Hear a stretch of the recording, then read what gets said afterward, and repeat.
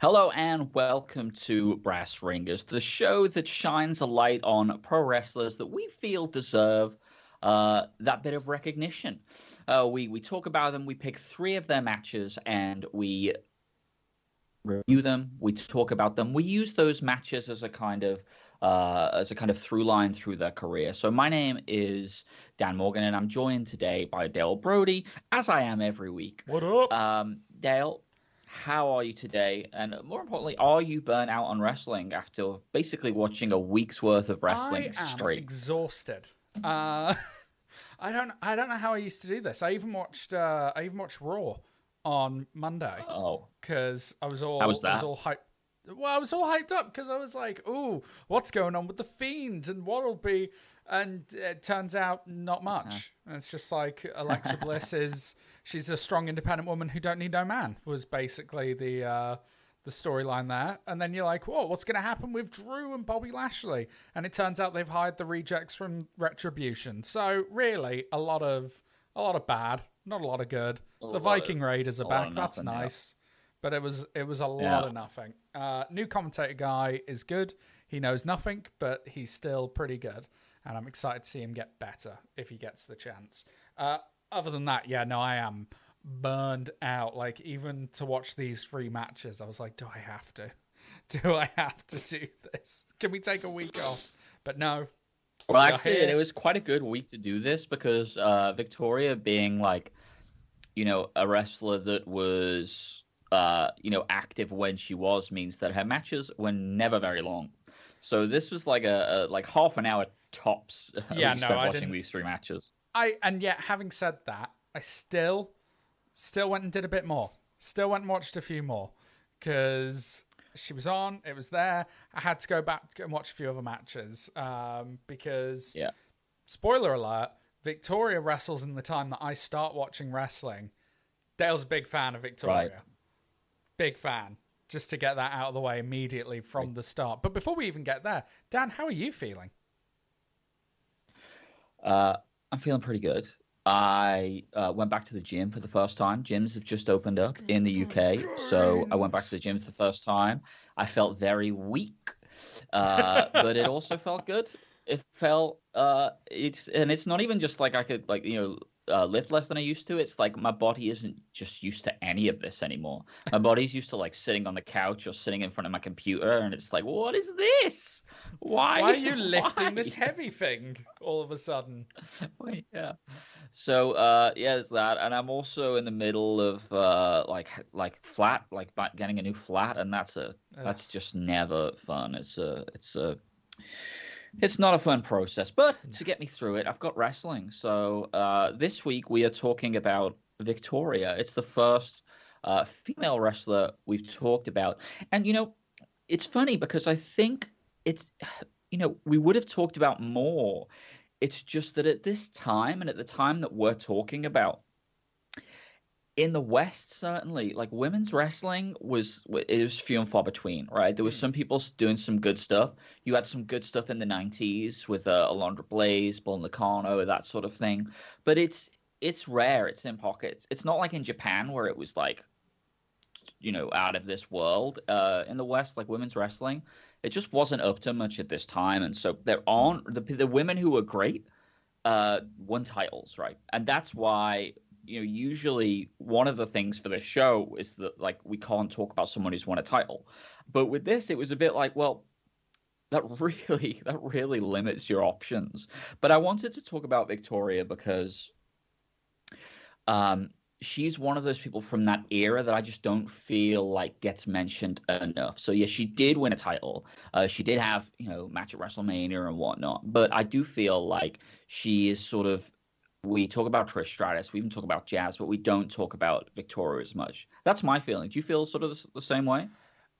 Ish. So I do the thumbnails for this show, and I've changed the title this time. So instead of normally it's like Savio Vega, World Champion, Dean Malenko, World Champion, I've changed this to Victoria, WWE Main Eventer, because that's more what we're Mm, talking here. Victoria, it's interesting going back and watching this match because watching her matches because there is a this general view that for the majority of the 2000s and mid 2010s, all of women's wrestling Yeah. is just garbage wrestling.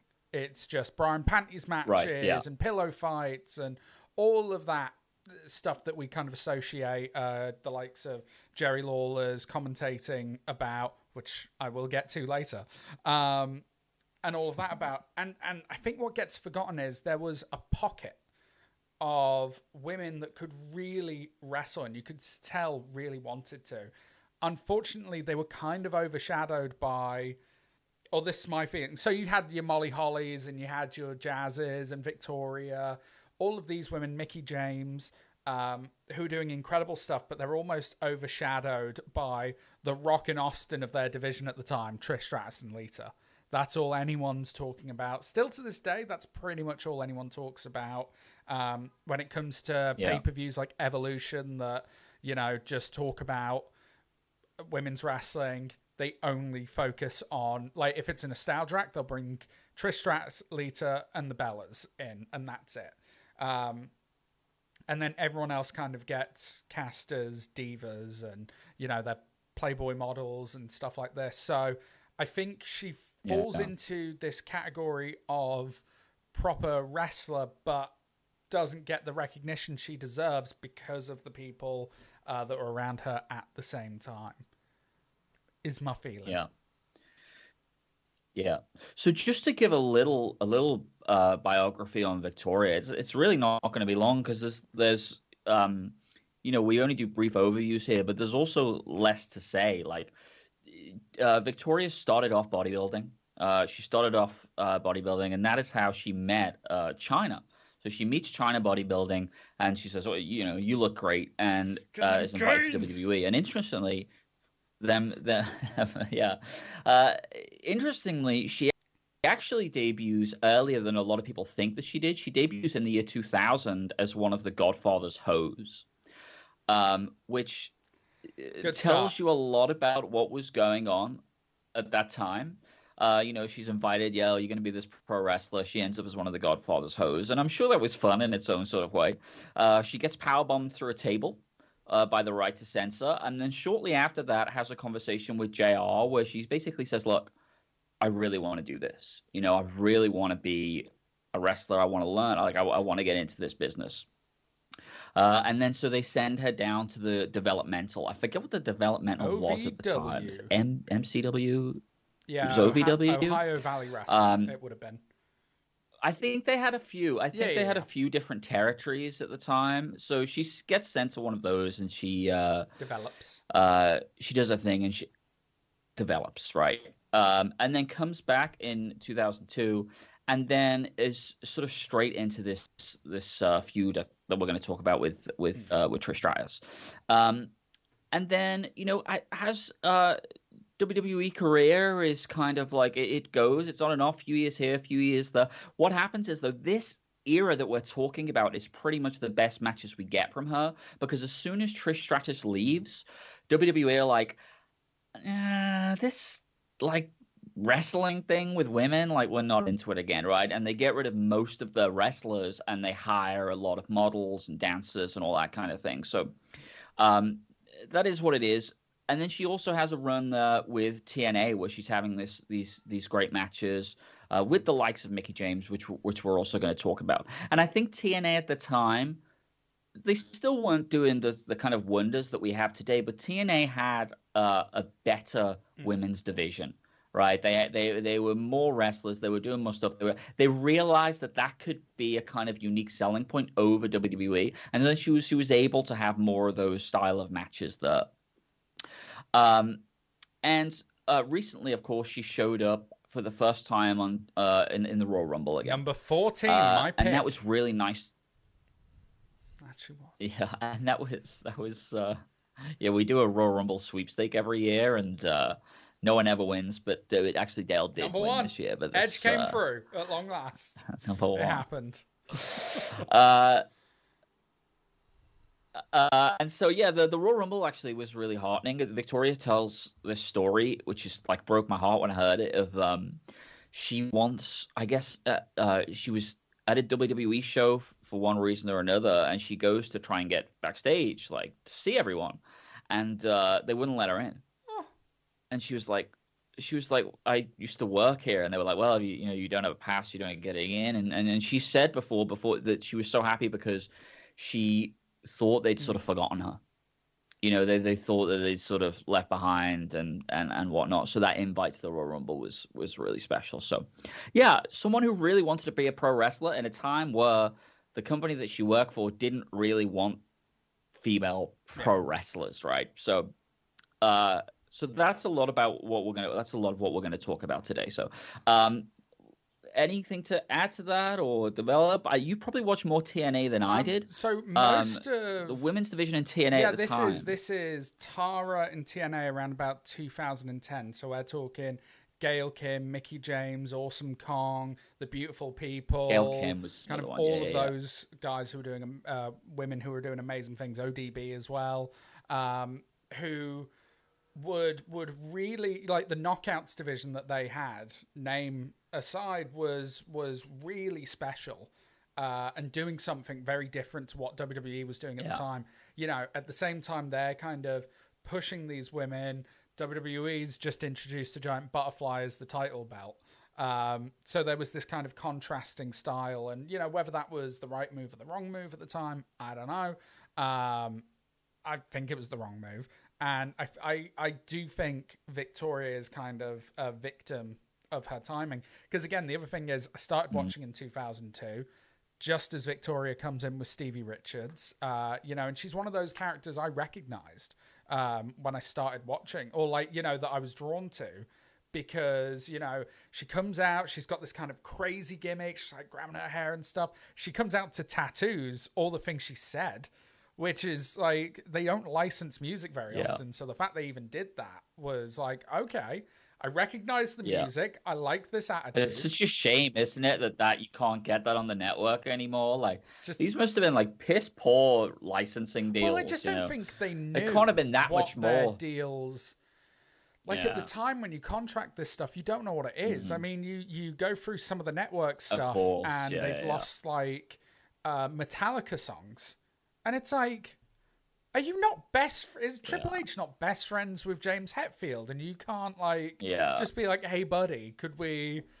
I don't know. I don't get it. The music industry is a weird place. Well, like you said, it's one of those things where it's like, yeah, they couldn't have foreseen the network. They couldn't have foreseen that, oh, there'd be this thing and all of our shit's going to be on there Yeah. forevermore. So obviously the licensing deals Well, I just mean, didn't cover like that, at the but time, whatever. music streaming was barely a thing as well. Like that's how far back we're Yeah. going here. Spotify didn't exist. It was you'd listen to Tattoo on there, or you know you listen to this WWE compilation soundtrack, which you'd have to go to the shop and buy a physical disc. WWE The Music Volume 5.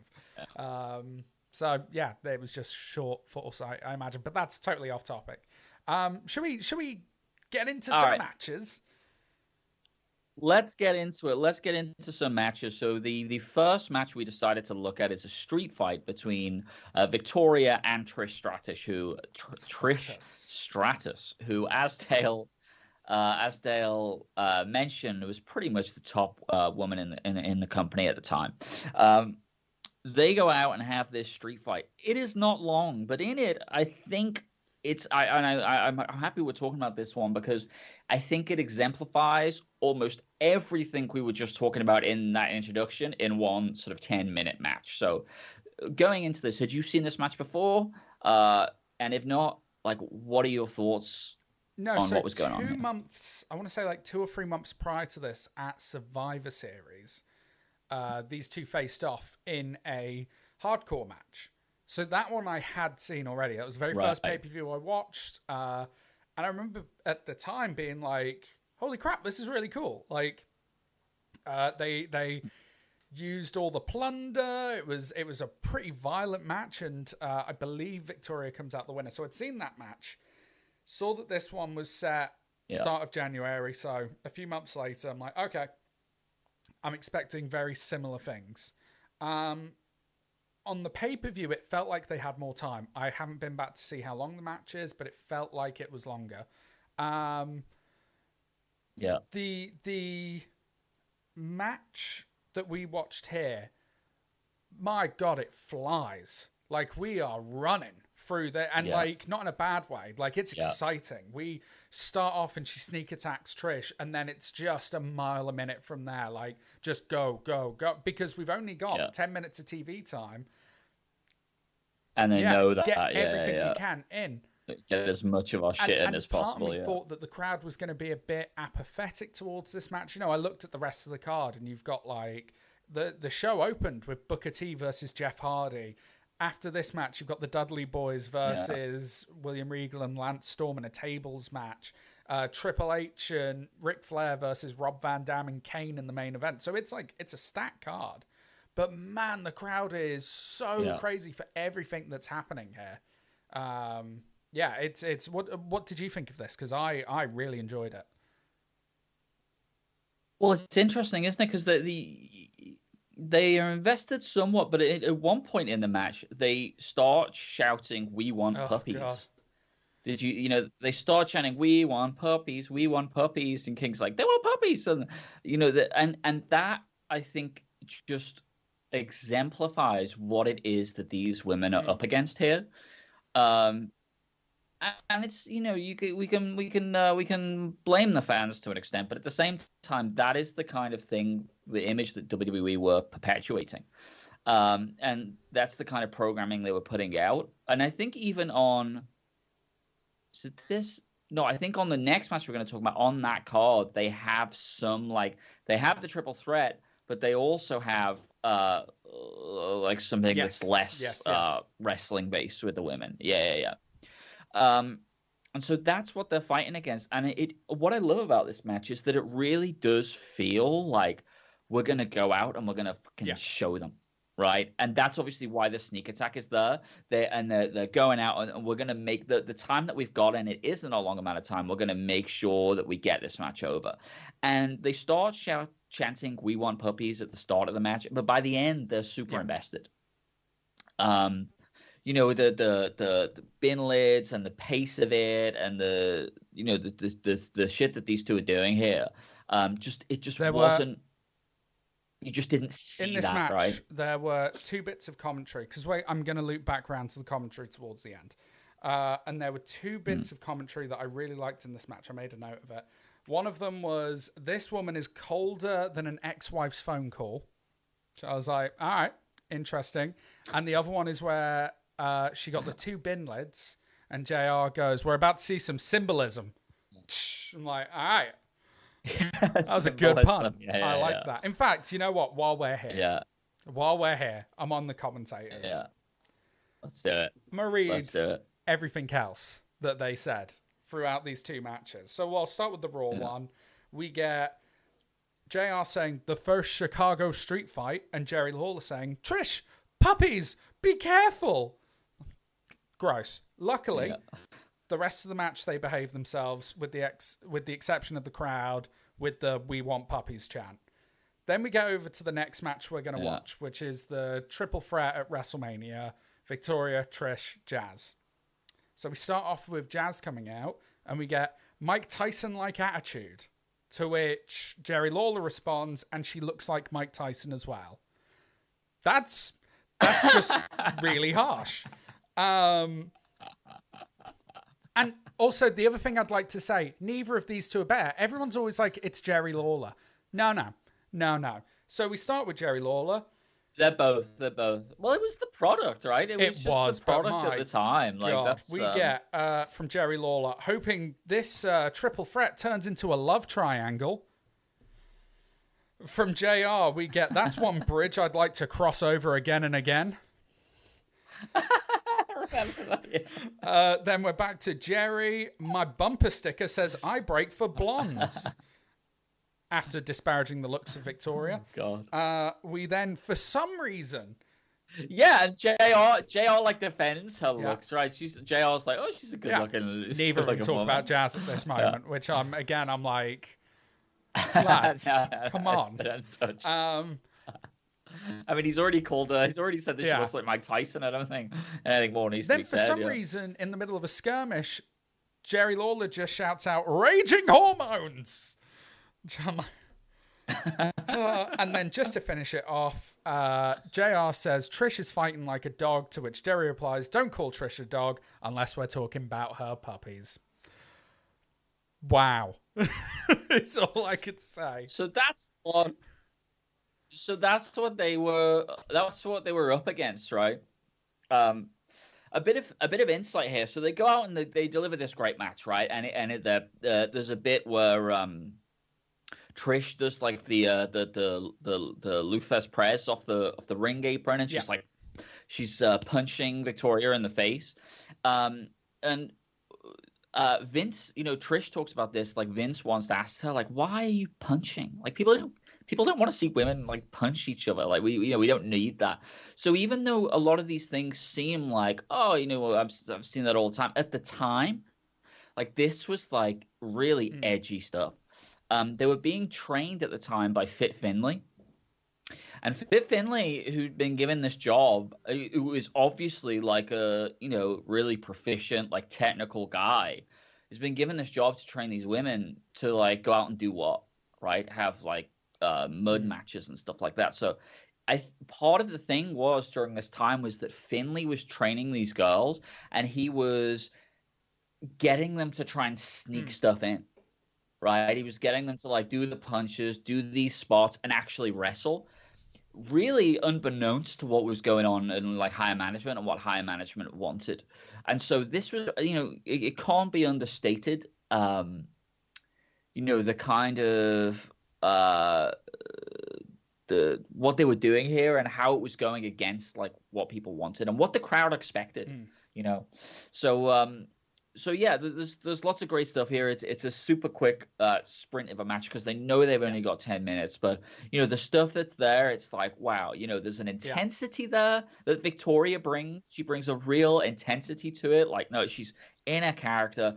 She's here to fight, and that is stuff that we talked about WrestleMania the other day that I still feeling is missing nowadays. You got the sense during this match that these two women wanted to beat the hell out of each other. There's one spot in this match as well that I particularly enjoyed, where Victoria throws Trish towards Stevie Richards, who's on the outside, who has a fire extinguisher in his hand, and he goes to spray it, and it doesn't work. Yeah.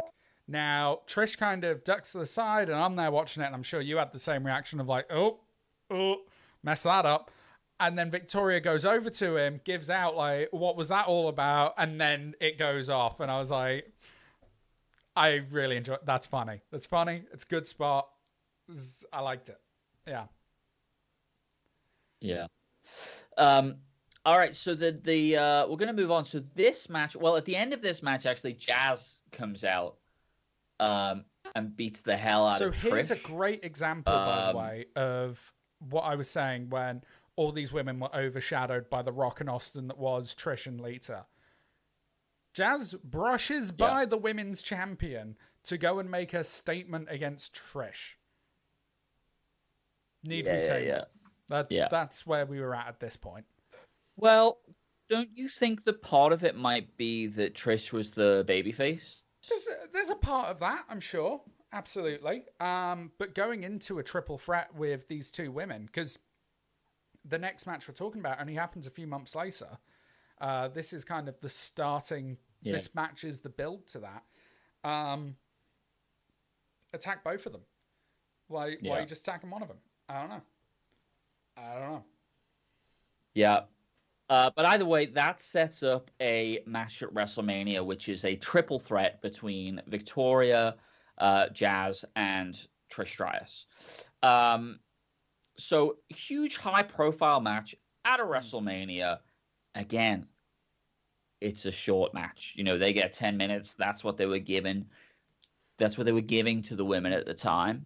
Do you feel like these three women made the most of that 10 minutes in this match? Yeah, absolutely. This match, again, is an example of just going for it. There are triple threat matches from people that I've spoken to are very hard to plan, and they're very difficult to do. And that shows a couple of times in this match. There's a couple of spots where you're like, oh, not quite there. Like timing's a little bit off. There was one point where Victoria almost forgot to break up the pin, Very, and luckily Trish noticed and got her shoulder yeah, up. So it was, and then yeah, her and Jazz go I into noticed that the bit. Yeah. "what are you doing" bit, and it's like, well, she didn't do anything, so I don't know why we're having this argument. But yeah, again, Yeah. it's just kind of throw everything you can at the walls, like run through it as quick as you can, because we only have a certain amount of time, and get the crowd on side. Which again, they really did get the crowd on side. I'm not sure where this match fell on the card. I'm gonna check. I'm pretty sure it was earlier in the night. But like this, Yeah. I mean, it's still daylight. It's yeah. still daylight outside, I think. Yeah, you could, it's daylight though, so it must be earlier on. This WrestleMania, it's a pack card. Like we are moving. Oh, so there you go. So we started with, it was Ray and Matt Hardy for the Cruiserweight title. Then it's The Undertaker versus Big Show and A-Train, and then this match. So you know, we've just had a pretty decent sized pop. The fans have just seen Limp Bizkit. You know, they're hyped. They're into it. It's early doors. It's WrestleMania. They're excited, and they really give this match kind of what it deserves, I think.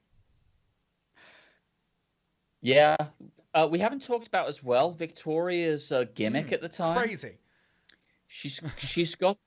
Yeah, she's got this like I'm a crazy person gimmick going on, and it is what it is. But she commits like 100% to it. Well, I can't remember, and I could be wrong. You know, I'm pretty sure she came in some sort of Trish Stratus jilted angle. I could be wrong there. Let me very quickly consult. Yeah, here we go. Victoria claimed Trish had betrayed her when they worked together as fitness models. So it was like Trish had done her wrong. This sent Victoria spiraling, and that's why she's insane and crazy. Which she's not the first woman that would have this storyline, let alone the first woman who had this storyline because of Trish. Because, of course, Mickie James later on down the road would do a very similar angle with her as well. Yeah. Yeah, and well, I think they probably didn't have much say in the angles that were going on. Yeah, so they sort of had to, make the best out of what they were given. But it's a top match, and the thing is, they're doing all the. Well, that's the thing. It's like it's a top match for the time and for the restrictions that were placed on them, right? So they're doing all the stuff you need to do, like they're selling great, they're telling a good story. I mean. Again, we're talking about Victoria, but Trish and Jazz were also brilliant. Trish was such a good seller, and Jazz was an absolute monster, like absolutely jacked. And you love to think like what would she have been like if she was wrestling in like an NXT now, so something like that. I just as a little side story. I do a lot of the graphics for Pro Wrestling Eve over here in the UK, which is just women's wrestling. And they do this contest every year called the She One, take on the G1. So it's kind of like bracket tournament, like blocked tournaments. Bunch of people wrestle, winners face off in a triple threat, and then winner of that is the winner of the She One for that year. And so I'm doing the graphics for that. I'm, getting the photos, making all and we're missing one slot on there. And I want to say like the week beforehand, I know that Dan, the owner of Eve, he had a bunch of names floating around. He's trying to get people and all this, and he just messages me one day and he's like, "Oh, can you do one for Jazz?" I was like, I'm sorry, what? Jazz? And he's like, yeah, Jazz is going to be on the show. And I'm like, I don't like the way you've just so like flippantly been like, oh yeah, Jazz is going to be here. And she came and did the show, and kind of getting to do ringside photos with Jazz was incredible. Like, she is awesome still to this day. She's incredible. I know this last year. Is she still as jacked as she was? Yeah, she's Not to the She kept it extent, up. but like she's still I don't know if you've seen her recently. Her head's Yeah. shaved now.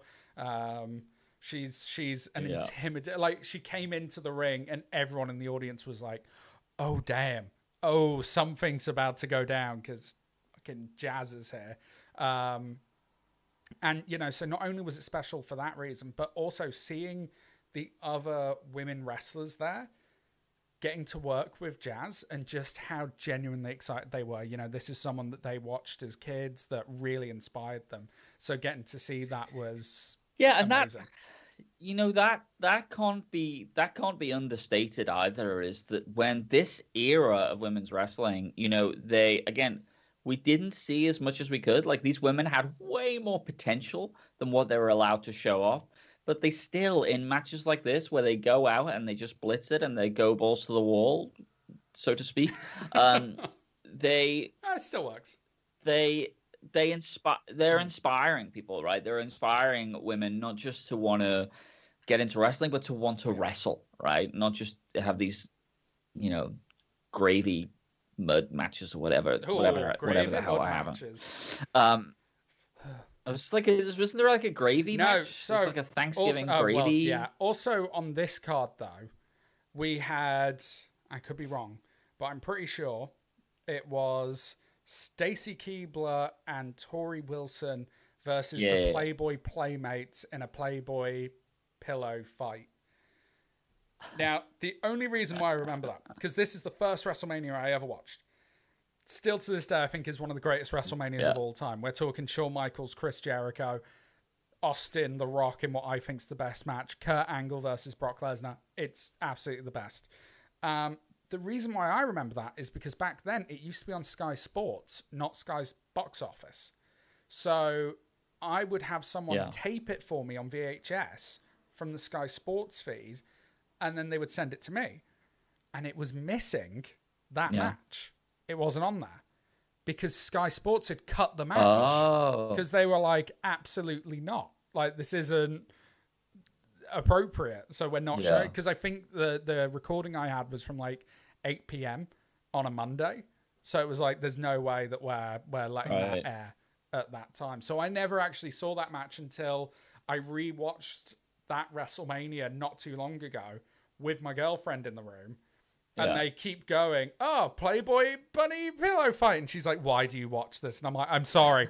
It's better now, I promise. It was an awkward conversation. And that's what's sad, isn't it? It's like, it could have been better then. Like, it's not like they didn't have the talent. They had the talent. They had Fit Finlay. There's another story that I heard where, like, Fit Finlay, even in these matches where it was like going to be like a mud fight or something, he'd get little things in. Like, you're going to launch her and she's going to, like, go flying, like, 5 meters or something off the ramp into the mud. And it's like, it's not much, but it's something. It was like Fit Finlay sort of sneaking this shit in while no one was looking, which I think, is pretty cool. All right. So the final match we're going to talk about then is from TNA, and it is a steel cage match between Victoria, who is called Tara at the time, and Mickie James, whose name escapes me. Was she just Mickie James? Yeah, that's her name. Yeah, she was Mickie James. I say that with confidence, and now that I've said it, I'm like, was it? I feel like she had another name at some point, but it may not have been in this match. But I forget now. No, it was just Mickie James. But it was Mickie James. Okay.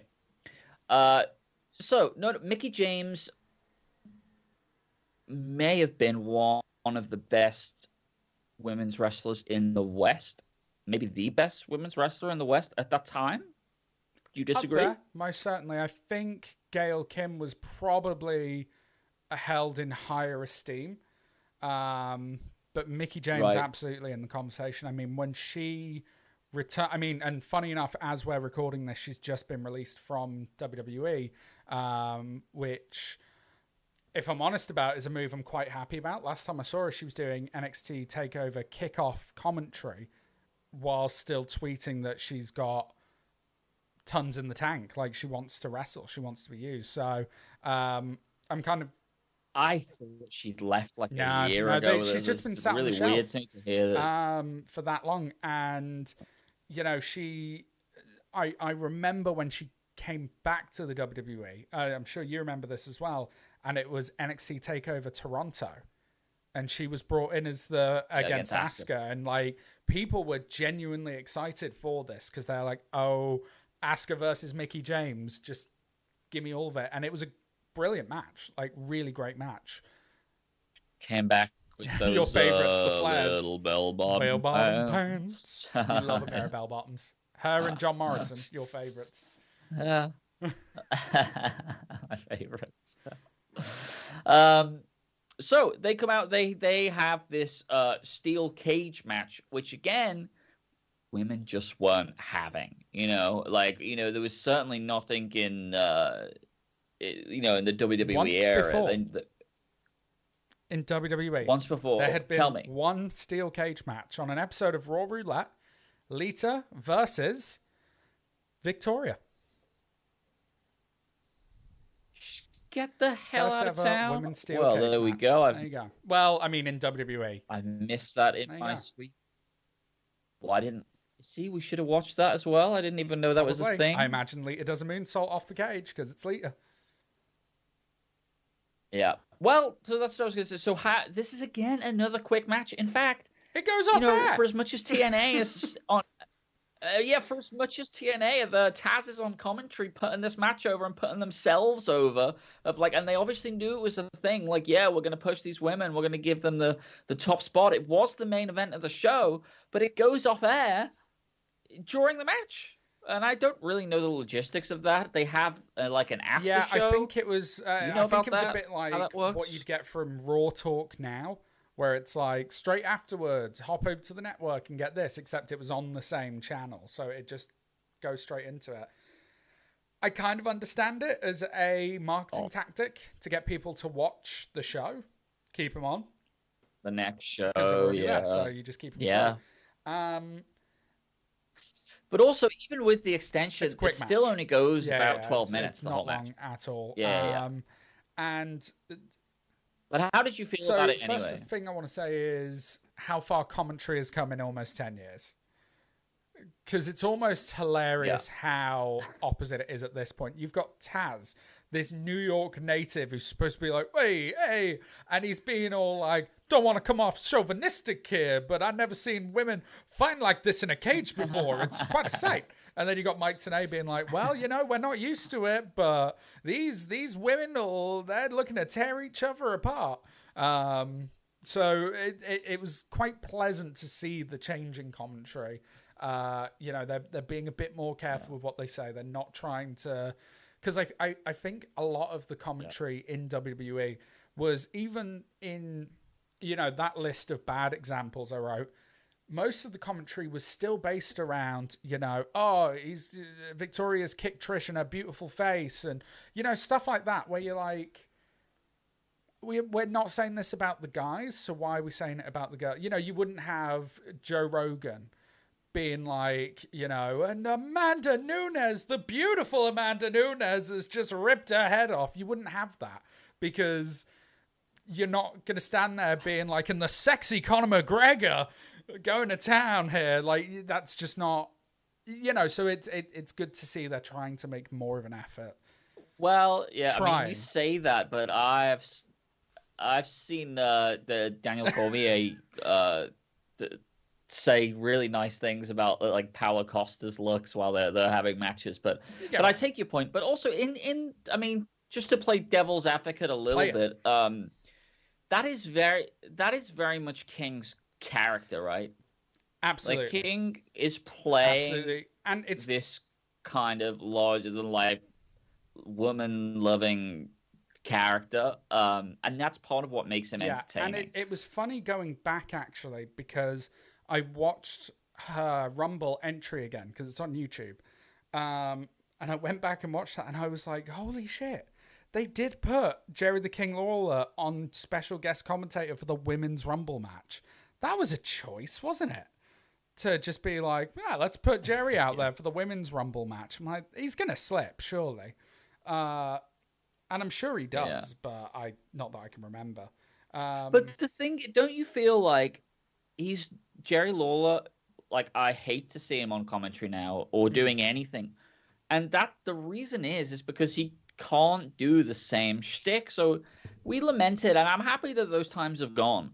However, it is kind of what makes him entertaining, But having said right? that, Is he's this kind of the idiot? other side of that, and I think the more, we talk about the commentary team of JR and Jerry the King Lawler as being the best commentary team in history, and Yeah. I think, man, they did amazing work, especially with things like Rock Austin, with the Undertaker, with Triple H, with all of these guys, and I think all of that holds up incredibly well.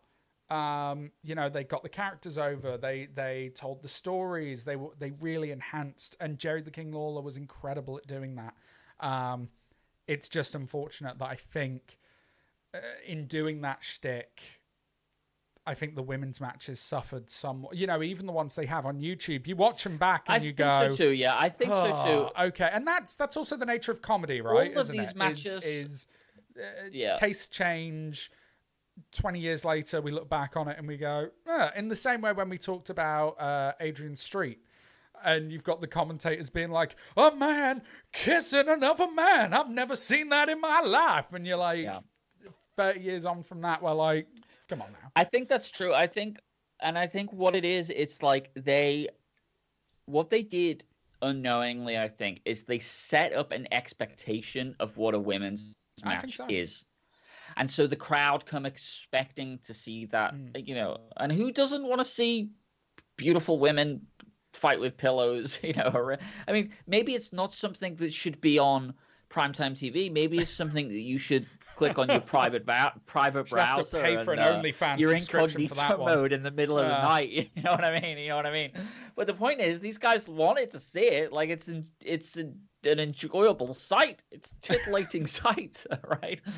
But what they did is they set up an expectation, right? They set up an expectation, and that made the matches suffer to the point where you've got Vince in the back thinking that they don't want to, the crowd don't want to see women punch each other. And it's like, well, is it that? Or is it that you've just sold them on something else and that's what they're expecting in that moment, right? Could you have trained them to like these matches? And I think you absolutely could. Way off topic. Tangent aside, the match, coming back to it, this steel cage match. Again, yeah. How did you feel about it? There's a viciousness to this match at the start. Tara comes out on a motorbike. She's doing her best Undertaker roll-in gimmick, and I'm here for it. I'm like, yes, more of that. Yeah. Yeah. We immediately start brawling. We get in the cage. They I don't think use the cage match stipulation to its fullest, but there are moments where they throw each other into it, and it looks brutal. There's this weird kind of botched, but not botched, I'm going to say, spot off the top rope where it looked like Mickey was going for a Hurricanrana and Victoria was going for a powerbomb. Yeah. And it weirdly looked like they both hit it, and they both sold it like they've both been hit with it. So I was like, I'll let it slide. I'll let it go. I like that. Yeah. She did an amazing kind of tilt-a-whirl slam move in this match, which is a move I've seen her do before, and I remember loving it, where she gets him kind of up top, spins him round, and then slams him in a sidewalk slam. Oh, that's clean. It's clean. Clean. Anthony told me what it was called. It's like one of her signature moves, but I've completely forgotten. I know the Widow's Peak is a finisher. That's a pretty. I've picked 3 matches, and in none of them did she use a finisher. Didn't do it once. Finisher was the Widow's Peak, so that was probably called, if I had to guess, the Widow's Bell. I reckon. And I'm gonna find it because it's on Wikipedia. I don't remember, but it is one of her. It is one of her signature moves, anyway. But yeah, I think this match is basically built around the high spot at the end, right? They want this image of Mickie James jumping off the top of the cage, and doing this like crazy high spot, to put over the fact, oh my God, look at what all women do. Like your Yeah. women don't do this. And it's a weird choice. I thought she was going to do like a crossbody, but it It's her was Fez like, Prez that she does. what would It's you? her Lou Fez Prez. Yeah, yeah, yeah. She kind of, it's a little awkward, and she gets The the Lou pin, but Fez Prez it's is ultimately awkward. fine, and you get that image. It's a bit awkward, and you get that finish of that image of Mickey James flying off the cage and Victoria on the bottom there. Yeah, you're right. You know, they don't. It's a lot of throwing each other into the side of the cage. But again, what they bring is a kind of intensity, right? You can tell how hard they're trying to kind of put this over and to put the match over uh, and to put women over in this role. And it's something that now we take for granted, but at the time, was a big deal. And it's a big deal because, as you say, the commentators are completely putting over the fact that it's a big deal. I mean, now we're in such a place where you can have a match like this. Usually, this is why I objected the other day to how the main event WrestleMania Night 1 was framed. But usually now we can put women in these roles, and it's so commonplace that we don't have to go on about it. Right? We don't, it's just like, oh no, they're the main event because they're the main event. But at the time, you still relied on bookers putting the women in these situations and saying how they fared. And these two fared really, really well. Yeah, it's not the best steel cage match in the world. Of course not, but some great moments, some great intensity, and that great high spot at the end. So yeah, have you got anything more to add on this match? No, I think we've pretty much covered it all there. I think we've said all that needs to be said about Victoria. I think she was a case of just poor timing. I would love to have seen her, get a return, whether it was something like NXT or the Mae Young Classic or something a bit more than a Royal Rumble spot, especially 4 Rumbles in at this point for the women, and then she gets the return spot. I think then she gets her invite. Yeah, it was a little unfair. It's a little too late for my liking. Like I think she deserves better than that. And I would love to see her get better. I've seen that she's spoken in interviews about wanting to work as a producer for AEW. I'm pretty sure there was talk of her coming back to do some producing for WWE. A role that I think she'd be very suited for. But I would love to. I know she's retired now, but I would love to see just that one more match. And she's 50, right? She's 50. She's got 9 years on Mickey James. Mickey James is only 41, so at 50 years old, I think your in-ring days probably behind you. But it's great that she got to have the best kind of retirement tour. Well, what kind of matches is Jazz having these days? I wonder. It's a lot of brawling. But if you would like to find out what type of matches Jazz is having, bit of no selling. If you want to have a look at what type of matches Jazz is having, check out Eve on Demand, and you can see all 3 of the matches she had over She One Weekend. In fact, head over to their YouTube channel. There's a free match up there. You're welcome. I'm all about the plugs here. The one Pro Wrestling Eve plug of the week. He's not even watching. All right, this great. week. Yeah. No, I echo the sentiment. Look, she was clearly a pioneer. She was clearly doing things that women weren't doing at the time. She clearly wanted to be a professional wrestler at a time when the company that she worked for didn't want her to be that. So what more is there to say? She's great intensity, super solid in the ring, and it's really a shame. And I'm glad we talked about it because I think, she could have done so much more, but didn't get the chance. So that is Victoria. Dale, can you tell us who we're going to be talking about next week? I can indeed. Dan, how about for next week? Would you like a slice of the quiche? Slice of the quiche. It's next week, sir. I don't know. We're talking Rikishi. Next week. We are talking main event 2000s heel bad man. The Rock's cousin did it for him. Rikishi. People say that was his big time. He was going to win the WWE title. I wasn't watching then. from what I can tell, that was complete bollocks. I want to go back and find out. So, yeah, next week we are going to change it up a bit. We're going to be watching some Rikishi. I do not have the matches on me right now, but, quick plug, if you head over to @BrassRingers on Twitter, we'll put the matches on there tomorrow. They will be there. All right, lovely. Well, I think that is us done for the week. Do follow us on Twitter if you want those matches and you want further updates. And do join us, subscribe to the channel, and then join us next week at the same time, 8 p.m. UK time on Thursday, where we will be talking about Rikishi. But until then, hope you enjoyed the show. Thank you for watching, and we will see you next week.